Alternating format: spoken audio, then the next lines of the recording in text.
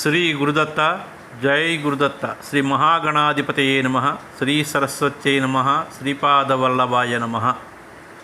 ఆధ్యాత్మిక బంధువులంతమందికి కృతజ్ఞతాపూర్వక అభివందనాలు తెలియచేసుకుంటూ, ఇవాళ మనం విల్ పవర్ అంటే మనోశక్తి. మనకి సాధారణంగా మన దేహానికి ఏదైనా సుస్థి అంటే అనారోగ్యం సంభవిస్తే మనకి ఔషధం వైద్యుడు సూచించినటువంటి మోతాదు మేరకు మనం ఔషధాలను వాడితే తగ్గుతుంది. అలాగే మన మనసుకు కలిగినటువంటి కష్టం బయట వాళ్ళు తీర్చలేరు. దానికి మనమే మన మనోనియంత్రణ చేసుకోవాలి. దానికి మనస్సంకల్పం మనమే వేసుకోవాలి. ఆ ఔషధం మనమే. దీనినే విల్ పవర్ అంటారు, ఇచ్ఛాశక్తి. కొత్త సంవత్సరం రాగానే కొంతమంది కొన్ని నిర్ణయాలు తీసుకుంటారు. నేను ఇవాళ నుంచి ఇంకా ఇటువంటి ఖర్చులు పెట్టను, ఇటువంటి పనికిమాలిన తప్పులు చేయను అని. అయితే కొత్త సంవత్సరంలో బరువు తగ్గాలని కొంతమంది వేకువజామున లేచి వ్యాయామం చేయాలని, లేదు నడకకు వెళ్ళాలని, ప్రతిరోజు పలానా సమయంలో చదువుకోవాలని, స్వీట్లు తినడం తగ్గించాలని, ఇలా తాము మారాలనుకున్న విషయాలన్నీ కూడా జనవరి 1వ తేదీన సాంప్రదాయబద్ధంగా తీసుకున్న నిర్ణయాలు మార్చి ఈపాటికే మరిచిపోయి ఉంటారు. ఇటువంటి సందర్భాల్లో నిర్ణయాలు తీసుకునేవారు 24 గంటలు గడవక ముందే తమ ప్రమాణాలను తీసి గట్టును పెడతారని ఒక సర్వేలో తేలిపోయింది. మనం తీసుకునే ఇటువంటి నిర్ణయాలు భవిష్యత్తులో మనకి ప్రయోజనాలు చేకూరుస్తాయని తెలిసినప్పటికీ నిర్ణయాలకి కట్టుబడి ఉండం. అంతే, మన మనస్సు వినదు. మనస్సు చెబుతున్నప్పటికీ, బుద్ధి చెబుతున్నప్పటికీ మనస్సు వినదు.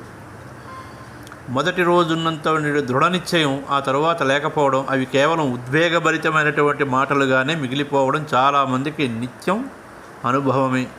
సంకల్ప బలం, క్రమశిక్షణ మాత్రమే అంతర్గత శక్తిని దాన్ని ప్రేరేపించి బలహీనతల్ని జయించేలా చేస్తాయి. జీవితంలో ఏదైనా మార్పు తీసుకురావాలి అంటే ఈ రెండు కూడా సహకరించకపోతే ఇది సాధ్యం కాదు. సంకల్ప బలం, దీన్నే విల్ పవర్, ఇచ్ఛాశక్తి అంటారు.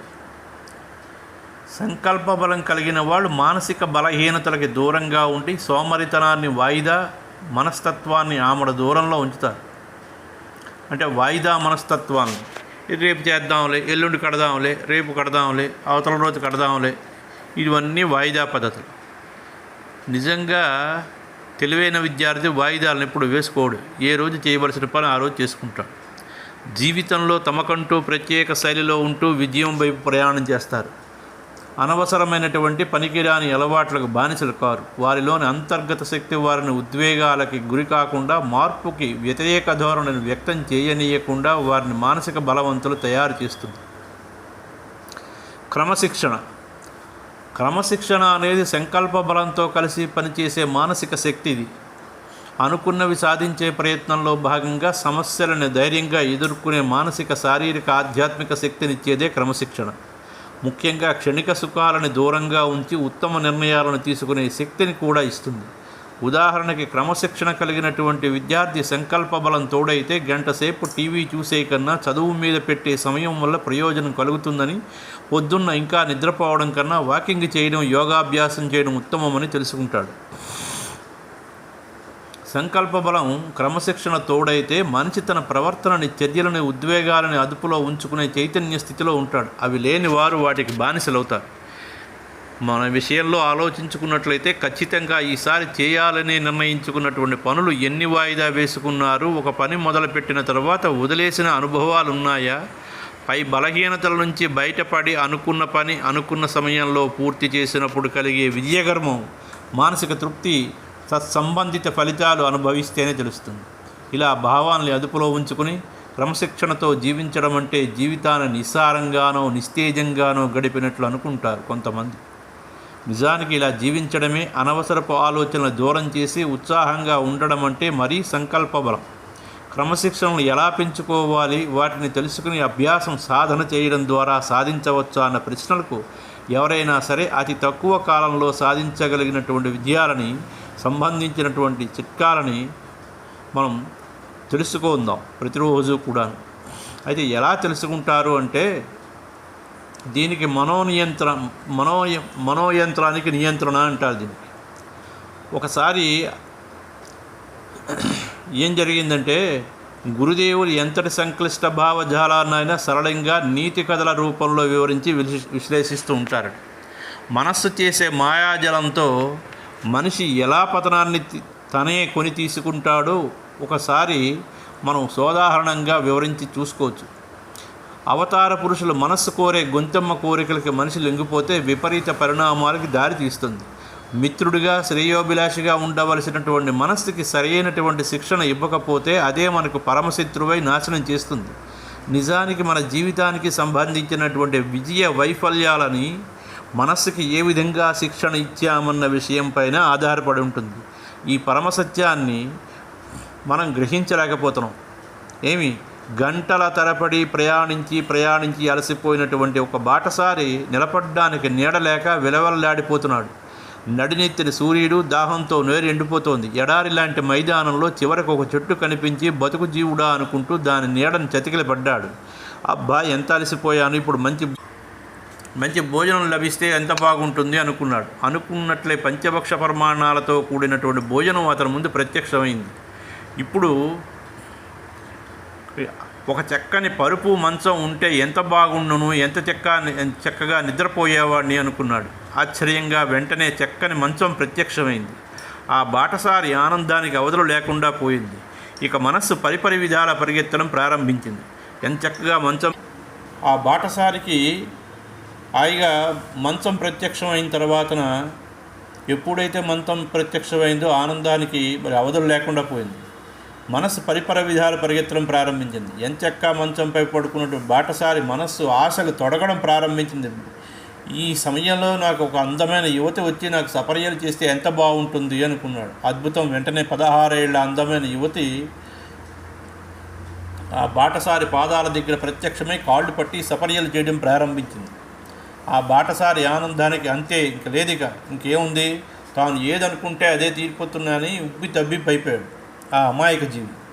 అనూహ్యంగా సంభవిస్తున్నటువంటి ఈ వింతలను చూసి బాటసారి మనస్సులో మరో సందేహం కలిగింది. అవును, ఇంతవరకు బాగానే ఉంది, కానీ ఈ నిర్జన ప్రదేశంలో అకస్మాత్తుగా ఒక పులి వస్తే నా పరిస్థితి ఏమిటో ఎలాగా అని అనుకున్నాడు. అంతే, ఎక్కడి నుంచి వచ్చిందో తెలియదు. ఓ పులి రానే వచ్చింది. ఆ భాగ్యుడిపై పంజా విసరడం, రక్తం తాగడం క్షణాల్లో జరిగిపోయింది. ఇలా మనస్సును యథేచ్ఛగా స్వైర విహారం చేయిస్తే పరిస్థితులు ఎక్కడికి దారితీస్తాయో ఈ బాటసారి కథలో మనం తెలుసుకున్నాం. మనస్సుని సరి అయినటువంటి దిశలో ప్రయాణింపజేస్తే అసాధ్యాన్ని సుసాధ్యం చేస్తుంది. కానీ దానికి దిశానిర్దేశం చేయడంలో మనం వివేకం విజ్ఞతని ఉపయోగించకపోతే కళ్ళెం లేనటువంటి అదుపు తప్పినటువంటి గుర్రంలా పెరగడుతుంది.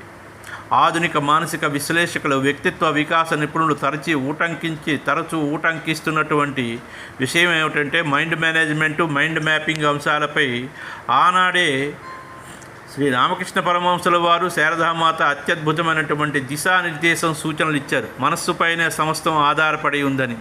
ఈనాడు విపరీతమైన కౌన్సిలింగులు, సైకాలజిస్టులు, పర్సనాలిటీ డెవలప్మెంట్, వ్యక్తిత్వ వికాస నిపుణులు తయారయ్యారు.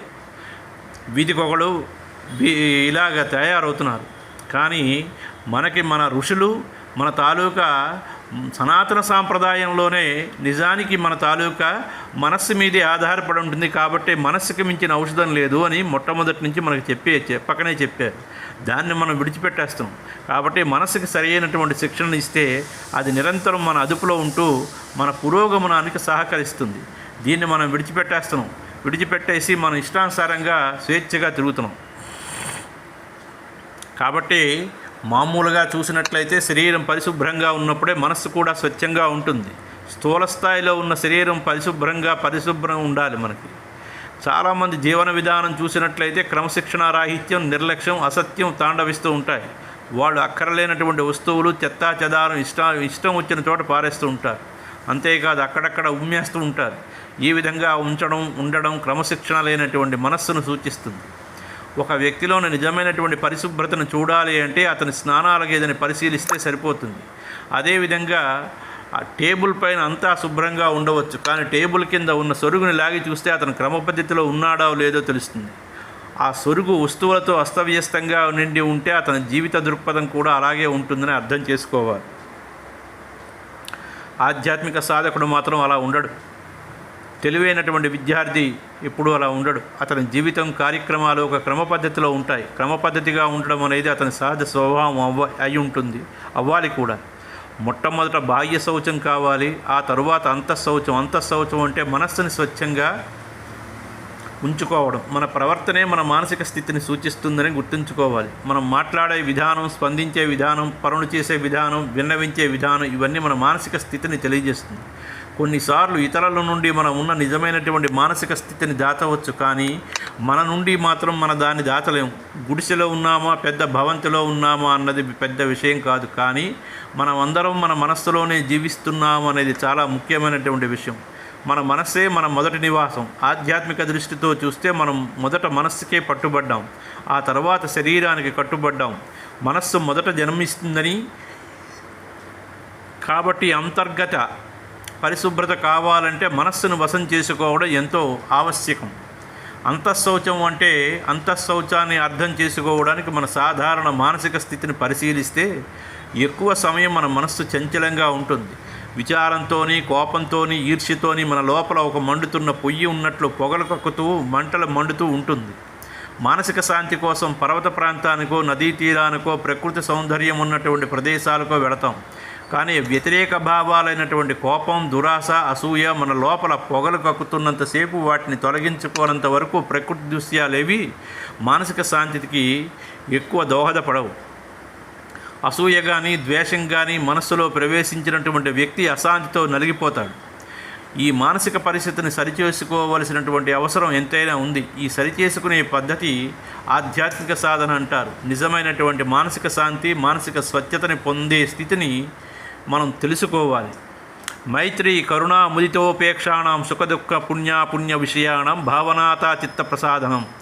సుఖంగా ఉన్నవారి పట్ల మైత్రి భావం, దుఃఖితుల పట్ల కరుణ, సజ్జనుల పట్ల ఉల్లాసం, దుర్జనుల పట్ల ఉపేక్ష భావాలు గలవారు అంతర్గత శాంతిని, స్వచ్ఛతని పొందుతారు. అంటే సుఖంగా ఉన్న వాళ్ళ పట్ల మైత్రిభావం, దుఃఖంతో ఉన్న వాళ్ళ పట్ల కరుణ, సజ్జనుల పట్ల ఉల్లాసం, దుర్జనుల పట్ల ఉపేక్ష భావాలు ఉన్నటువంటి వాళ్ళు అంతర్గత శాంతిని పొందుతారు.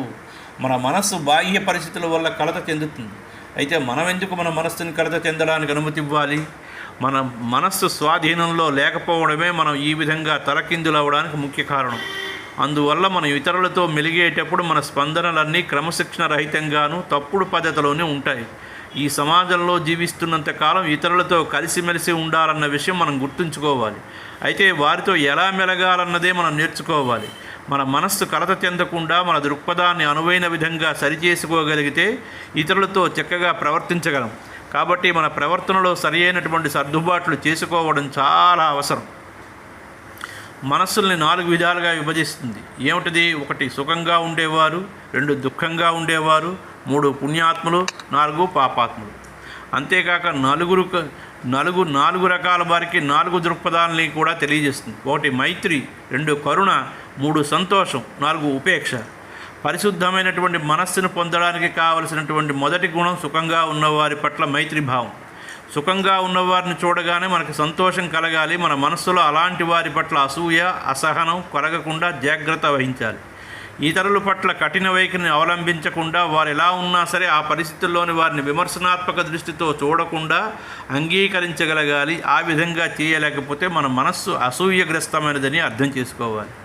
ఇతరుల సంతోషం చూసి మన మనస్సు లోపల కూడా సంతోషం కలిగితే ఆ భావనే మైత్రిభావం అంటారు.